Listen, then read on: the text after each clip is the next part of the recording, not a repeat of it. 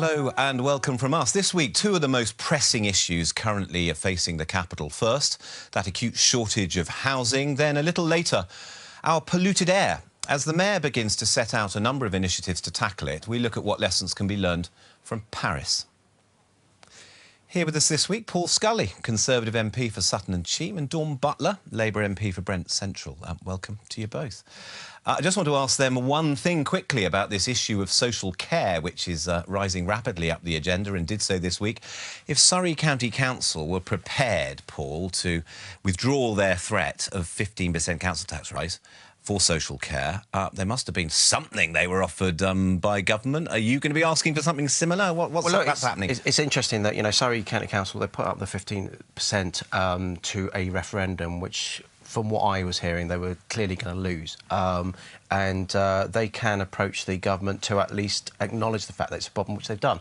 Cute lobbying, frankly. But what we've done in Sutton, our local council has just passed a motion to say, well, we're not going to ask for any more money, we're not going to change anything, but we're going to get our MPs to write a letter, which we've already done anyway, because we do want to be involved in that conversation, because adult social care is a hugely important issue to tackle. Dawn Butler, what do you want? What does Brent want now, then? Brent wants Nick's number, so that we can all get in touch with this Nick. So you can all text him? The right Nick, yeah, so that we can get the same deal. To be fair, people could always vote Conservative next year. But it's not about that. that, because it's, you know, having a sweetheart deal just isn't good enough. Having, you know, numbers that you can say, well, actually, you know, you don't have to do the referendum if, you know, because we're going to sort it out but for you. There is no sweetheart deal. Liverpool next door tried to get a meeting with the government at least 4 times, possibly more. Next door? And well, not next door to where? What, next door to Surrey? Blimey. Not when I last looked. Liverpool tried to get a deal, and they weren't allowed to get a deal. You know, I'd love to have a deal in Brent. We are short. We need to take care of There is no sweetheart deal, but David Hodge has been a senior person in the LGA. He sort of knows how local government works, and he will be making approaches, as all council leaders should and would be doing. So do we make approaches by text? Make these things. Do we make approaches by text? It may be, I reckon, many people are saying we won't see the signs this year, but it may be in subsequent years. We've got to remember this and keep and have a look and see what the settlements are in future years. But we must move on. In the government's housing white paper this week were some potential remedies: more building to rent, more pressure on developers and planners to get construction moving faster, encouraging greater density in housing developments across the capital. We'll explore how far this could address the acute shortage in the capital in just a moment. After this, from Chanjul Rashid. The housing market is broken because we haven't built enough homes. So says the government's new housing white paper. It announces a raft of new policies to get more houses built. But how will they affect London? All councils will be pressured to release more land for housing construction. The government says many councils haven't come up with adequate plans to meet housing demand. Pointing to London as one of the least dense cities in Western Europe, new planning regulations will encourage developers to pack in more homes and also to deter low-density housing. Londoners on incomes below £90,000 will be entitled to buy new starter homes at a discount of 20%, up to the value of £450,000 in the capital. There's also a particular emphasis on renters, with letting agent fees to be banned. The government says housing policy shouldn't just be about those who want to buy homes. We have to accept that there are some people who won't be able to own, and there are others who will in time, but they're going to have to rent for a period. And if as a government you want to have something to say to everybody, you've got to have policies that both help people that want to own, but also help people that are having to rent. The housing market may well be broken. Will these measures be enough to fix it? Well, let's talk about that with James Murray, Deputy Mayor for Housing, and Campbell Robb, Chief Executive of the Joseph Rowntree Foundation. Welcome to you both. Can I start with you, Campbell? What did you get from this white paper? What did it signify for you? Well, it certainly signified a very big shift in government thinking about where housing policy should go, and that's very welcome in the sense that finally policy might start to catch up with the reality of many people's lives who are living in the private rented sector. For too long, successive governments have focused entirely on policy that was about owning your own home. That's become just a pipe dream for so many people, particularly in London. So that's a good and welcome shift. I think we'd like to see a lot more how that's going to happen, how that's genuinely going to be affordable, what type of rental homes are going to be built and how they're going to make that happen. But in terms of a shift of view, I think that's a welcome start. Is there a but to that? Is there any kind of caveat? Always, I'm afraid, and that's about the poorest in society. 40% of the poorest Londoners live in the private rented sector, and this immediately won't make that much difference to their lives. It's how we really begin to see those people who are really not just managing, actually slipping into some very, very difficult circumstances. Rent is one of the biggest things that affects them, and we need to really get this motoring and getting councils and the mayor really working together, because otherwise, with food and prices going up and wages may or may not go up, we're going to see a lot of people tipping into more trouble, and that's what this housing bill needs to really begin to tackle. Why wasn't it saying, this white paper, why wasn't it addressing that, though? Because presumably we've seen the emphasis is on affordability, though. It is, and I think the challenge is back to the politicians around the table to make a case for how all of you really begin to think about some of the poorest constituents in your areas who are really not going to benefit at this stage from the terrible rents that they're paying and the landlords. The government's done some other things to make the conditions better, but I really believe that if we don't really begin to look at some of the work that they're doing in London on living rents and those types of things, we need to begin to control the cost, but we also need to look at the other side. We need to make sure people are getting a decent wage, that the cost of other goods doesn't go up around rents as well. So it's a whole lot of things we need to see. So, James Murray, as you start to feel your way with the Mayor to coming up with a strategy that deals with London going forward, what did this change for you, or what's different for you now after this white paper?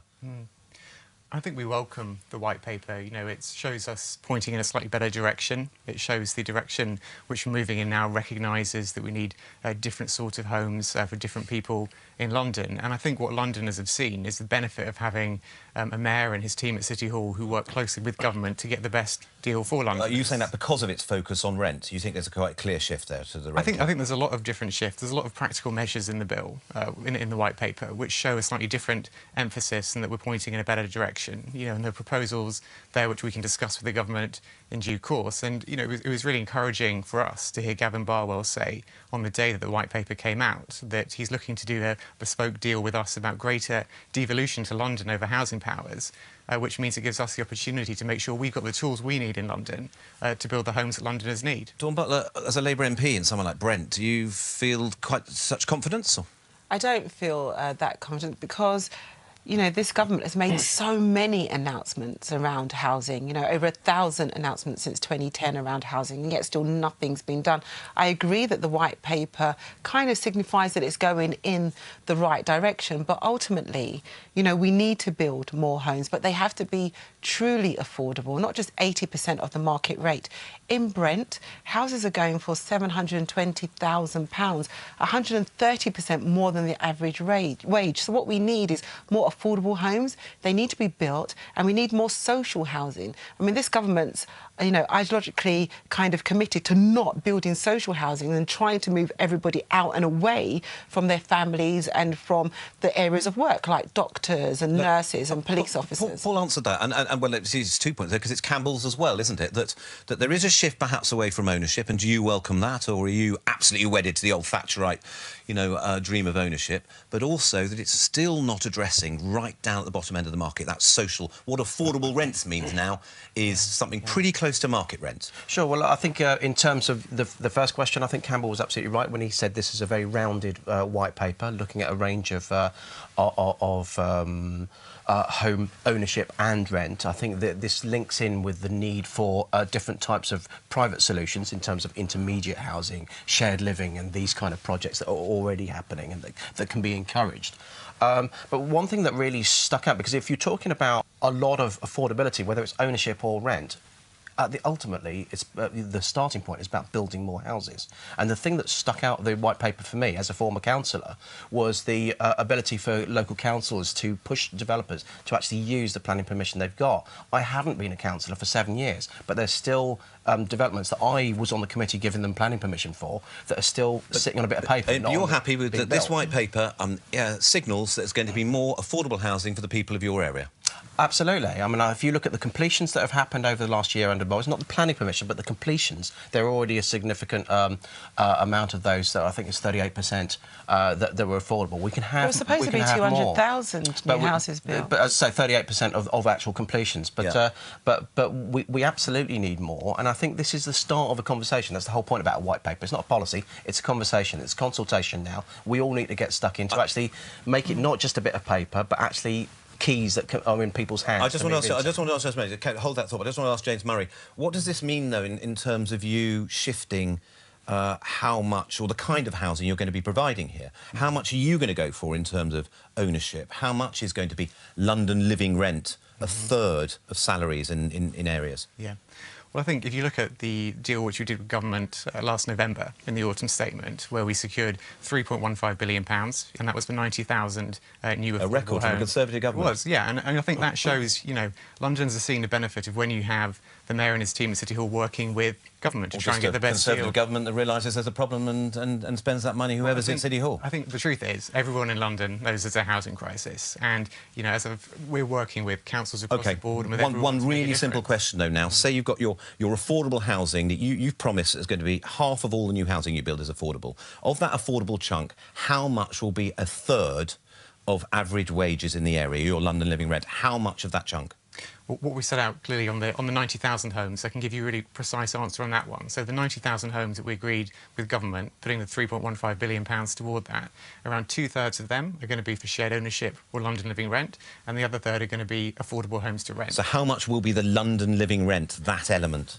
That'll be within the 2/3 of the 60,000. Yeah, but how much of it? Because that's the key one that's going to help the poorer people. How much are you going to be helping those? Actually, the ones which are going to help people on the lowest incomes are the affordable homes to rent. So those which are affordable rent or social rent, those are the ones which are helping people on the lowest incomes, which is a question which has been brought up today. Campbell, you're nodding. Well, I'm nodding in the hope that everyone around this table recognises that, and I hope it is a genuinely consultation that we can, because I think there is still a gap within this white paper about what happens to the poorest people in society, either going forward or right now, in terms of what they can afford to rent and what they can afford to buy.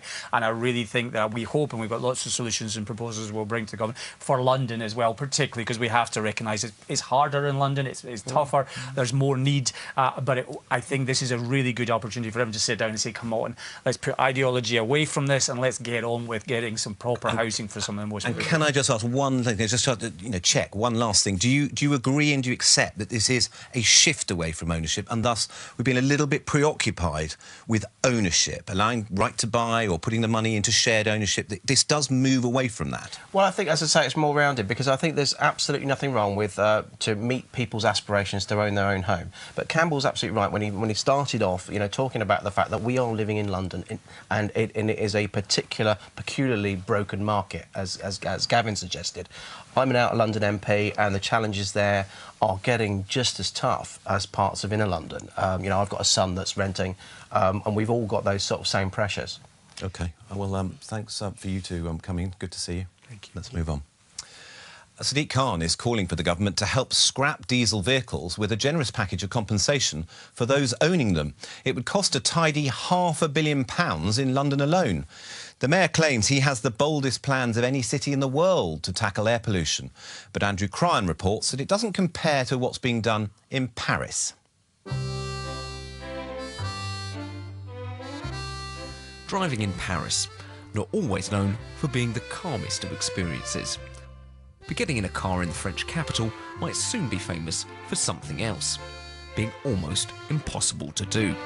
Take the 10-lane Champs-Élysées, which last Sunday you would have found like this. Once a month, all vehicles are banned and buskers and selfies take over. Lots of selfies. Really, lots of them. So, other than giving people a chance to boost their social media profile, what, you may ask, is the point? Well, the Mayor of Paris is trying to say something very simple. If this, the Champs-Élysées, one of the most famous streets in all the world, doesn't belong to the motor car, the city of Paris doesn't either. The Mayor of Paris has even said she eventually wants to see the middle of the city out of bounds for every car, all the time, with exceptions for residents, deliveries and emergency services. The city of Paris has decided to fight the pollution in the air, and she's doing a lot of things, many different projects, but one of them is to bring the most important streets to the users of the city. And it's not just on the weekends. No driver has been allowed up the left or right banks of the Seine since last year. All of which starts to pose big questions about exactly how much Sadiq Khan is doing to fight air pollution in London. Now, the mayor likes to say that London, under him, has the toughest anti-air pollution measures of any major city in the world. But in fact, you only have to get a 2.5-hour train ride from St Pancras to find our nearest major rival is doing lots of things that London isn't. Both London and Paris have very similar problems with the air quality readings you get from monitoring stations. It means on a bad day, both cities are capable of having the highest readings anywhere in the world, including big polluters like India and China. In London, the mayor issues a warning, but Paris stops people driving. Every car now has a number. According to how polluting it is, on the wrong day with the wrong sticker, you'll be barred from the city. Paris's deputy mayor for transport told us it's a system that they copied from the Germans, and he thinks London will follow suit. Berlin has shown a significant reduction in polluting emissions, and air quality there has improved substantially. There is no reason why applying this system in Paris should not have similar results. This is why we chose to pursue this path, and I believe London will do the same. Now, the mayor of Paris wants to go even further than that. From 2020, people driving diesel cars are going to be banned from Paris in the week altogether. Now, you compare that to Sadiq Khan. The most he wants to do is introduce a charge so that people can still drive very polluting cars, but they have to pay a little extra for the privilege of doing so. And in France, 60% of cars are diesel, meaning over half of the motor cars on the road are set to be banned entirely. As you might have guessed, it's not universally popular. Please, don't do the same thing in London. Think about all the drivers in their car today. You can't ban somebody to drive. It's not possible. It's something about liberty. So perhaps the real question for London is not whether Paris is doing more to crack down than we are, but what, if any of what they're doing, we should be copying. Val Shawcross is here, Deputy Mayor for Transport. Welcome. For whatever reason, and whatever the explanation might be, do you agree, accept that Paris is bolder, bigger, bolder, better? No, I think they've articulated a very, they've communicated a very bold vision, which is great. But I don't think the practical steps are behind it, and I don't think the science is as strong as what we've put together in London. For example, in London, if we pursue the programme we're going through, by 2020, we will have reduced the air pollution in London by at least half. So, and that's the date at which they're talking about doing a diesel ban in quite a small area of Paris.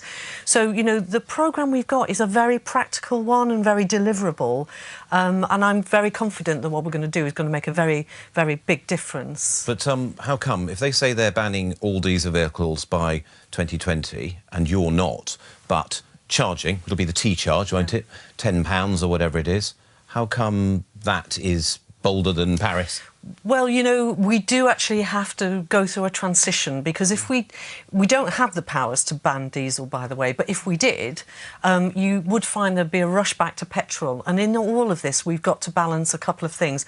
One is we don't want to increase carbon dioxide emissions, which are much higher from petrol. And the other thing is you have to bear in mind the entire delivery industry in London. The practical things that London needs to run around usually are diesel. So what we want is to make sure we put enough pressure on, enough carrots and sticks to make sure that we transform the vehicles running around London to be much cleaner and get people to walk and cycle and use public putting money where mouth is, though, the mayor of Paris does put £500 or offers £500 as that kind of scrappage compensation for people with diesel vehicles. The mayor, you're not doing that, you're just asking the government for it. Well, we have put some money into a scrappage scheme for taxis, for example, which we're asking the government to match. You're not going to do much. You're not, yeah. No, and we are going through a programme now, which has already been announced, of cleaning up every bus in London, so that by 2020, all of the buses, and a huge fleet it is in London, will be Euro 6 standard. So we've got a very practical programme that we're going through. It's legal and it's got a very strong scientific base. But no more money is going to be forthcoming from the Mayor in terms of private vehicles, getting us to get rid of our cars. Well, we've asked the government to help us with that. Yeah, I know, but I'm talking about the Mayor's money. But the government actually could find the money if, at the moment, there's a fiscal incentive to people to buy diesel, which we think is completely wrong and outdated. And if they remove that fiscal incentive to people to buy diesel and put it into a scrappage scheme, we'd have a win-win. OK, one more. Pedestrianisation, well advanced in Paris. Issues sound a bit more sophisticated. Stickers, keeping cars out of on polluted days. Well, I mean, how are we bolder than that? Well, we're working on a big programme, as you'll know, with Westminster to look at what we can do with Oxford Street, and that's making progress. We've got a big 1.9 kilometres compared with 6. We've got a big Healthy Streets programme which has been funded in the business plan for more pedestrian and walking facilities as well as cycling. You know, so we do have some complementary measures that we're putting in over the next few years which will support this whole programme. Are you disappointed that Paris appears to be bolder than London, Dawn Butler, under a Labour Mayor? I'm not disappointed in that I know that the Mayor has some funding, for instance, that we'll be applying for in Brent. I think it's £1 billion. Some of my schools are adjacent to the North Circular Road, for example, and the pollution's so high, 9 out of 10 in the readings, so that I'm going to be applying with the schools to make sure we can pull down some of these fundings for some innovative ways of combating some of the pollution that's happening. So there are some schemes around. I think that we have to push ahead with the diesel scrappage scheme, and I think that has to move forward. I think the Mayor and the government has a role to play. At the cost of £500 million, which he said this week, asking the government, don't you think something the government's got to do? It's got to come out of general taxation, it's got to come up from somewhere. Well, a scrappage scheme? Yeah. No, well, I think the thing is, I think Val said it, that you do need to have a transition period on this, because what I would like to see is the move from the fiscal benefits of buying diesel, as happened in I think it's the early 2000s, allowing people to move not just from a diesel car, but hopefully to electric cars and things like that. I saw Blue Point London the other day, and they've got some really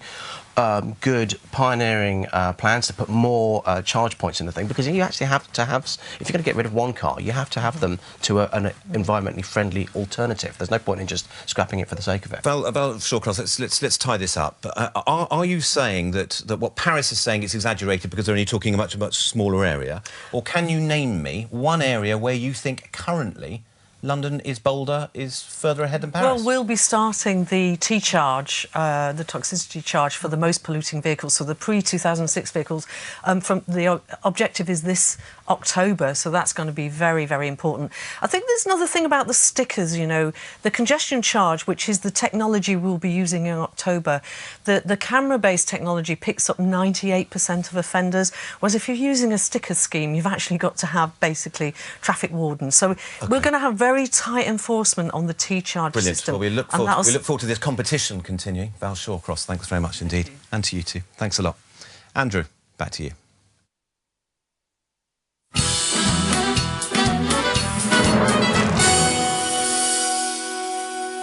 After the excitement and late nights in the Commons last week, MPs are having a little break, the poor dears, this week as we head into the parliamentary recess for February. But there's still plenty in the diary in the near future. Let's just remind ourselves of some key upcoming dates, and there they are. We've got the 2 by-elections on February the 23rd. The budget is on March the 8th. That will be the last ever spring budget, at least under this government anyway, because it moves to the autumn. European Council is meeting in Brussels on the 9th, 10th. And the government deadline for triggering Article 50, self-imposed by the Prime Minister, is the end of March. And